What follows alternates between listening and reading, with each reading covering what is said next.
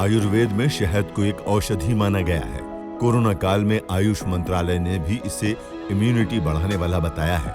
बनारस हिंदू विश्वविद्यालय के पंचकर्म विभाग के विभागाध्यक्ष डॉक्टर JPC कहते हैं, ये दिल, दिमाग और स्किन तीनों के लिए फायदेमंद है। इसे रोजाना इस्तेमाल करते हैं तो शरीर की रोगों से लड़ने की क्षमता बढ़ती है और चेहरे पर निखार आता है।